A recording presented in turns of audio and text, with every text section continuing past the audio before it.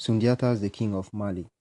Narefamaga, also Sundiata's father, ruled over the small kingdom of Mali around 1200 CE.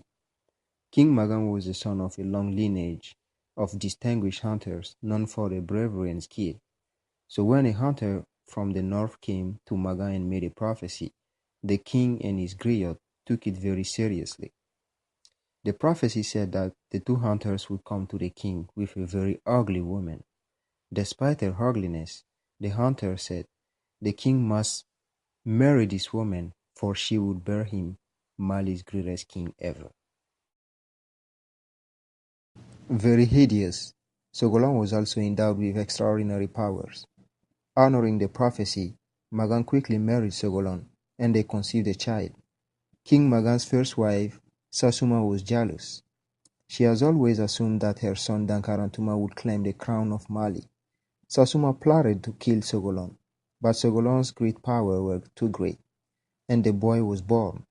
He was named Sundiata. At 3 years old, Sundiata could not walk and rarely spoke. Even at 7, the boy still crawled, spent all his time eating, and had no friends. One day, Sundiata's mother needed some leaves from the baobab tree for her cooking, and she asked Sasuma if she could borrow some. Sasuma agreed, taking the opportunity to insult Sundiata. She returned to her son, crying and angry, and told him about Sasuma's insults. Sundiata assured his mother and said, I'm going to work today.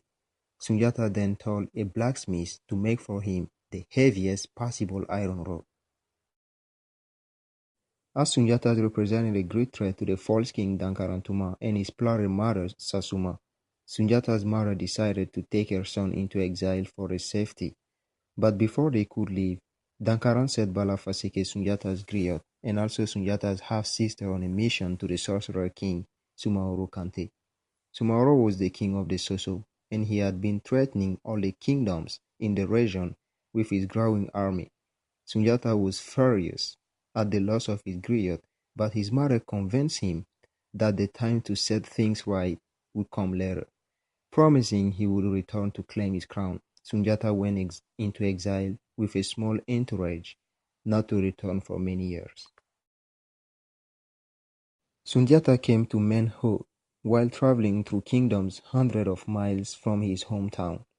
Along the way, he learned to hunt and to fight. Meanwhile, Sundiata's griot and his half-sister remained captives in Sumaoro's court at Soso. The brave griot, Balafasike, one day dared to enter the sorcerer king's sacred chamber while the king was away. He discovered many things about Sumaoro. As Sundiata made his way homeward, he passed through all the kingdoms he had come to know during his exile, gathering fighters, archers, and oarsmen as he went. Even as Sundiata's army grew, he knew he would need more than that to defeat Sumaoro, so he summoned soothsayers to counsel him on harnessing supernatural powers. Sundiata's half-sister then told him that she had been forced to be Sumaoro's wife. Therefore, she had learned the secret of his magic. Like Samson, losing his long hair and with it his strength, like Achilles with his vulnerable heel, Sumaoro too had a weakness that his enemy could exploit. His secret was a cock spear. Sundiata used the cock spear to put the end of Sumaoro's existence in the Battle of Kirena.